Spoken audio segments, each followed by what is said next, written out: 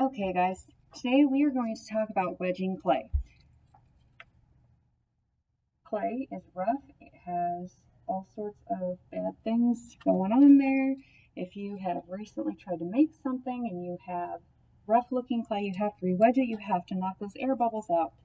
Traditional clay wedging is push and turn and push and turn. You're pushing with the palm of your hand here, pushing forward and turning. Most of you will not do traditional wedging. You will like the pound wedging. So you are going to pound and turn. You are turning and pounding every way, all the way around until you get a nice smooth clay. And I'm doing a small ball. If you are making multiple pieces on your project, do you have to do all this clay at once? No. You can do small parts that you can work with if you have different pieces to cut out. Okay, we're going to talk about that in just a minute. We're going to talk about patterns. So now that we have our ball, we want to flatten it so that we can get it about pinky height. We want to make sure that it is pinky height.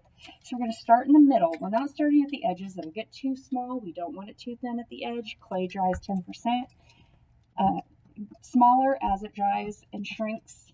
So we're going to start in the middle. And I like to turn mine so that I don't get those hand marks. It gets flat on the other side. I don't get a lot of hand marks. And you're just going to keep going around until you have it pinky width. Okay, let's do just a little bit more and turn. To keep turning it. If it gets dry on the edges because you work with it too much, you can always spray the edges with a spray bottle just a little bit, or get your fingers moist. You are more than welcome to get one of the little cups and get water in it, dip it in there, and run it around the edge. Okay, so now that we have this all patted out, we also have this one all patted out. I'm trying to save some time on our videos. I am going to go ahead and show you guys some templates. This right here is a template for a glass cup mug. Okay, has this long piece here. It is the one that's going to go around. It's going to be your sides, and this, of course, is going to be the bottom. It can also be a top. It's good for soup cans. It's good for soda cans, cups, mugs, glasses, McDonald's drinks, whatever you have to have. Okay. I'm going to put that on there like this. I'm going to put this on here like this. Okay, so what I can do now is I can cut these out.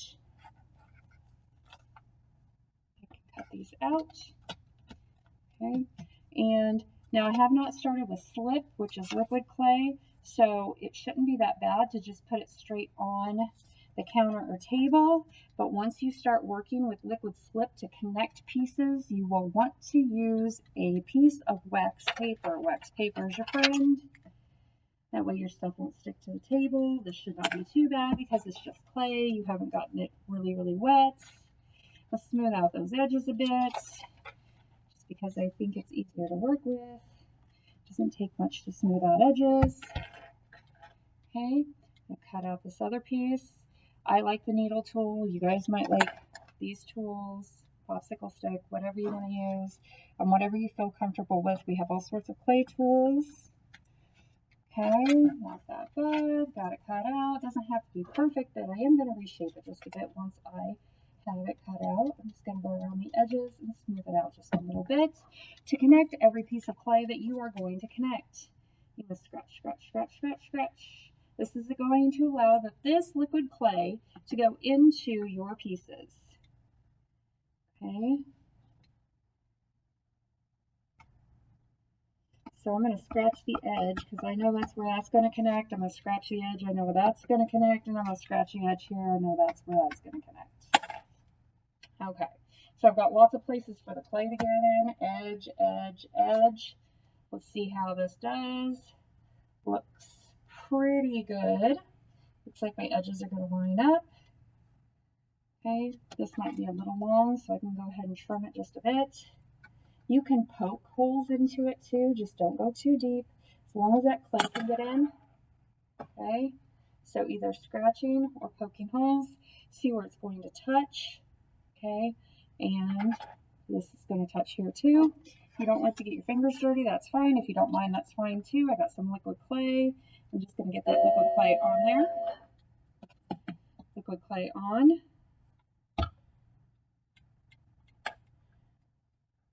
Okay. And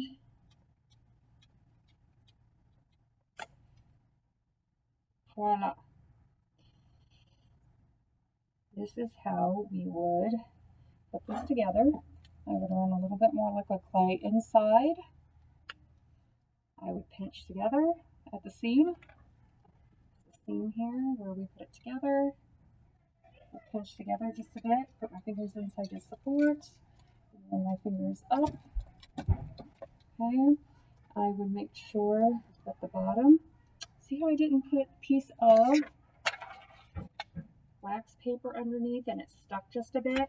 Those can be tricky. They can stick pretty bad. And I'm going to stick it on purpose to the counter here in just a second. So I'm going to run my finger around. I'm going to pick it up. I'm going to make sure that this bottom is really nicely together and make sure that it is going to stay together. Okay. Make sure that seam is going to stay together. I might even, if there's some rough spots inside, once this starts to set up a little bit by itself, might run some more clay, liquid clay, the stuff inside of it to make it a little thicker, build up that seam, and make it a little stronger. After I get this done, I would take some dry paper towel. If I was ready to dry it, that is. I'm not. It's very rough. I expect you to smooth it out.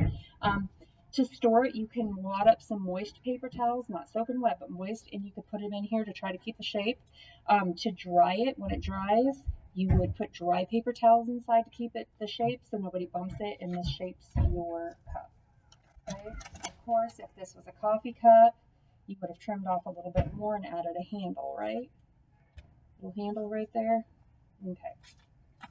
So this right here is our pie. Same principle, you put it down, you would cut. Now you can get by with just the top because nobody would see the bottom, right? If you wanted top and bottom, you could do that too. You need 2 pieces for the side.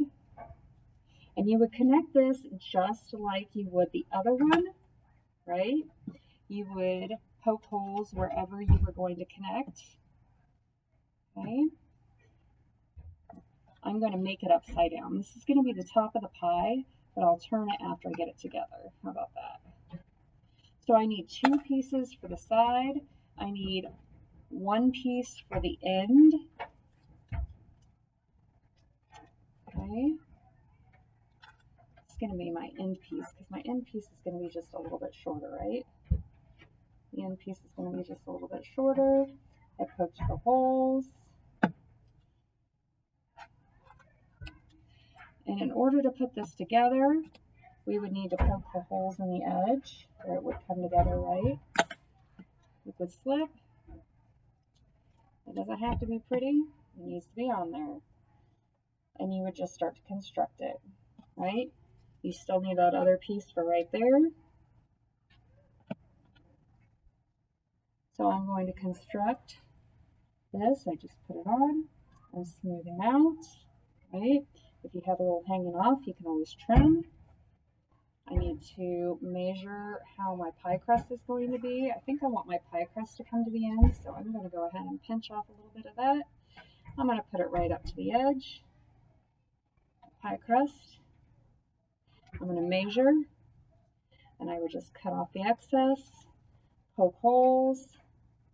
I already got my holes here, liquid slip, and I would stick it on, right?